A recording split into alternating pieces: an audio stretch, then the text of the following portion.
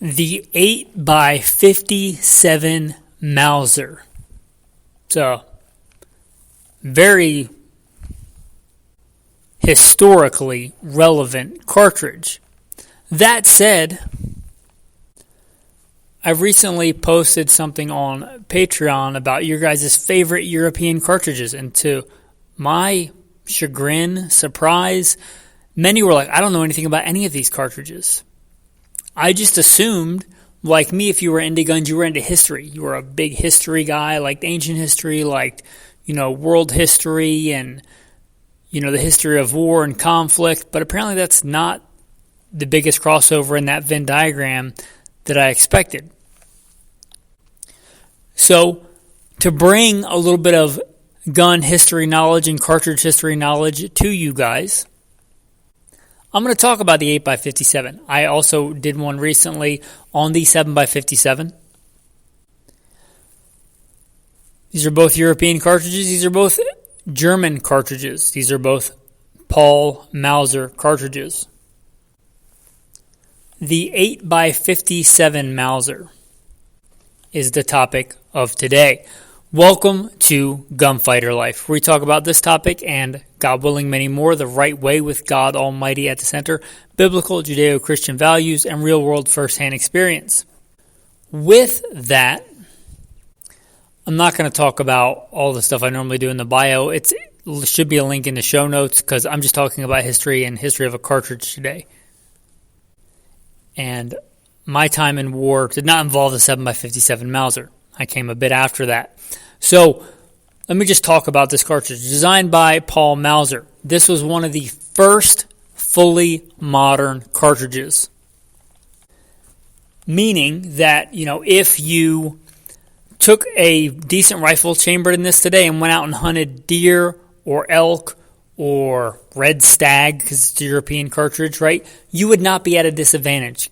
Despite what marketing hype would have you believe, right? You don't need a super high BC bullet, man, and a giant turn dial fidget spinner scope. If you took this out in a good rifle, a good bolt action rifle and a 8x57 Mauser, you would not be at a disadvantage for the vast majority of hunting situations today.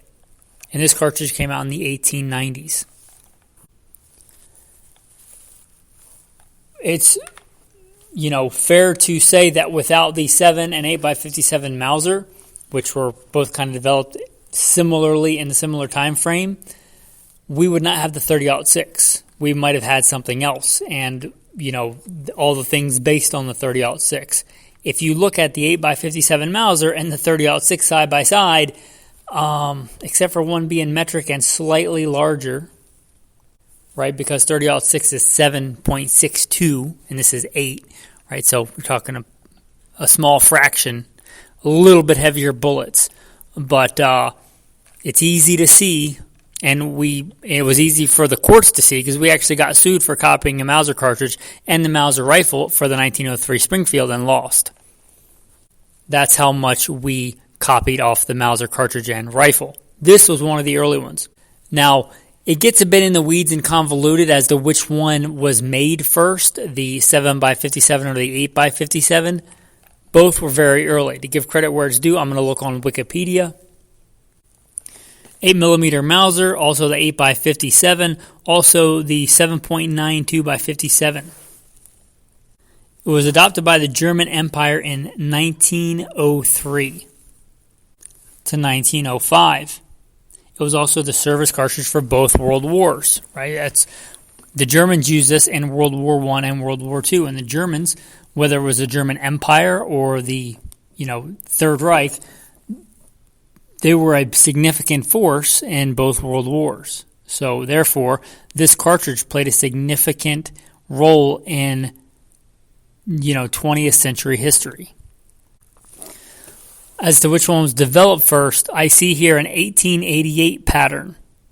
So, 1888, that's, again, I don't know which one came first. I know the Spanish officially adopted, ironically, a German Mauser and Mauser cartridge before the Germans did.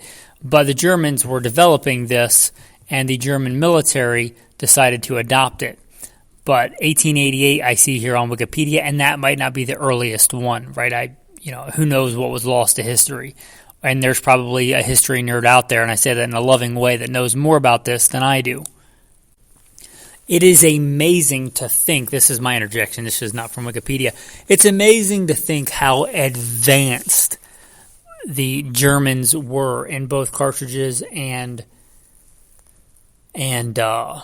rifle technology, right? We still use a lot of Mauser designs today. I would argue, and many others would argue, that, the Winchester Model 70 controlled round feed rifle, which is an evolution, a development off of the Mauser 98, is the best rifle, like bolt action rifle ever made, period.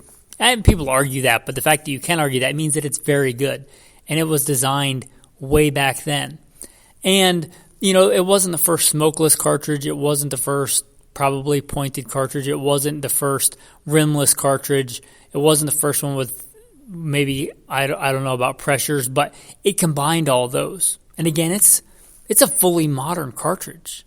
And if you look at how long it's been around, it's kind of amazing how far ahead the Germans were. This says, back to Wikipedia, used by Germany, United Kingdom, Czechoslovakia, Spain, Poland, China, Dominican Republic, Yugoslavia, Ottoman Empire, Turkey, Iran, Egypt, and many other countries. It doesn't even list them all. Many other countries. Right, obviously, the Germans made a lot of rifles for themselves and for many other nations, and a lot of those rifles got sold as surplus, found their way around the world. They've hunted all over the world with said rifles and used them in conflicts all over the world. Africa, Europe, Asia. Okay, let's talk about this in a modern context. Again, fully modern rifle cartridge. You may not, many of you apparently, due to the Patreon poll, don't know about this cartridge. But if you live in Europe, you likely do. And likely it's a common hunting cartridge over there still. Not to be boring and oversimplify it, but since we copied a Mauser cartridge for the 30-06, basically anything you can do with a 30-06, which is just about anything, right, you can do with an 8x57 Mauser. If we look at some loadings here listed on Wikipedia, RWS load, 181 grains at 2,700 feet a second. That's pretty close to a 30-06. I mean, it's within spitting distance. And you could argue it's slightly larger diameter, but, I mean, you're talking about minutia. It's, again, basically, if you do it with a 30-06, like if you would hunt with the proper bullet construction, if you would hunt moose with a 30-06 180 grain, you do it with an 8x57. There's a listing for a 196 grain bullet at 2,600. And there's a listing for a 139 grain bullet at 3,000. It's pretty high velocity for a cartridge of its age, a little long in the tooth, right? 3,000 feet a second with a 139 grain bullet.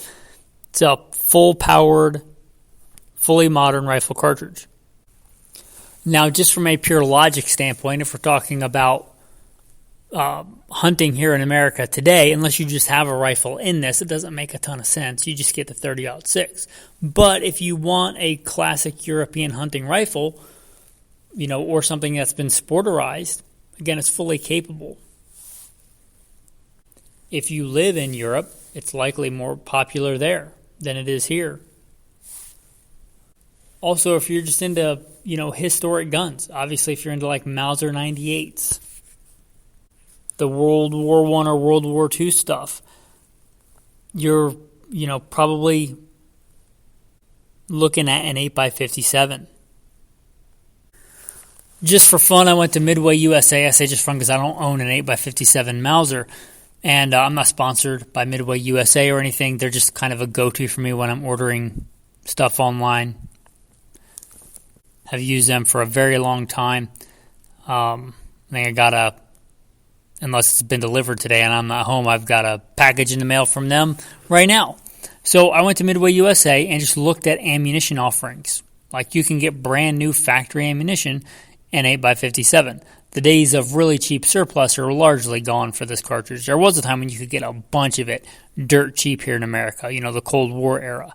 But those days are kind of gone. But I'm surprised to see a Buffalo Bore loading for the 8x57 JS. You may sometimes see it referred to as a JS. But anyway, a buffalo bore loading, which I had no idea because I don't own one of these. But that's pretty surprising. You're talking about a fully modern cartridge. Let's see here. We have a 150 grain bullet at 2,900 feet a second. I know you can get hotter or lower than this or whatever, but I generally remember plain vanilla 308 as 150 grain at 2,800. It's 150 grain at 2,900 for this loading for the 8x57. They also buffalo bore. Let's send another. They list, wow, 3 loads. Let's go to the 200 grainer, shall we? Let's see what that thing's cooking at. A 200 grain bullet, which is pretty heavy. You can get 200s and 220s and 30-06, but that's heavier than most people hunt with here. We've got a 200 grain bullet at 2,500 feet per second. Pretty stout. There's really nothing in North America that I would not hunt with that, assuming the bullet construction was adequate, because that's more important than caliber. There's 19 loadings listed on Midway USA. I don't know if they're all in stock, but it's not an obscure caliber by any means, even here in America, right? There's a PPU load for $28.99 a box at the time of this recording. That's pretty affordable. That's on par with, center fire full-powered rifle cartridges. There's a Hornady match load. Again, I'm surprised at this. It's pretty great. Nosler, Cellular and Beloit, PPU, obviously a lot of European manufactured stuff, but there's quite a bit of American manufactured stuff as well. So not at all an obscure caliber. And I don't think you're going to get ammo at your local Walmart, but it's not hard to find. There's a Winchester PowerPoint load. It's very surprising, the amount of support that we have here. But it's a great cartridge, a lot of history. A lot of rifles have been chambered in it. If you're an American with a German heritage and you want to get, let's say, an American-made rifle in a classic German cartridge just because you want to roll that way, hunt that way, you can do that. It's pretty cool. Anyway, a cool cartridge, a ton of history, fully capable modern cartridge. I hope for you guys that aren't, history nerds that are into guns to shed some light on this. Obviously, a lot of other guns besides the Mauser 98 have been chambered in, the 8x57. I'm not going to get into all those. A lot of military guns, a lot of sporting arms, a lot of military surplus sporterized stuff. So I don't think you'll have a hard time finding a cool gun in 8x57 if that's your, next mini life goal side quest. So anyway, with that, guys, I appreciate you. I appreciate all that you do. This verse of the day that I'm going to roll into to close us out here, something, if I'm being honest, I need to remember this verse quite a bit more. Days when I'm tired, days when I've worked a ton, days when I'm just, distracted by a bunch of other stuff. This is the day the Lord has made. We will rejoice and be glad in it. My thoughts. We should make a conscious choice and effort. It says we will rejoice and be glad in it. We should make a conscious effort to rejoice and be glad that we're alive and here in this day. It's a great blessing. We're not guaranteed another breath or another day. So let us rejoice and be glad in it. There's a lot to be thankful for. No matter what we're going through, if we step back and look around, there's a lot to be thankful for. With that, thanks for listening and have a blessed day.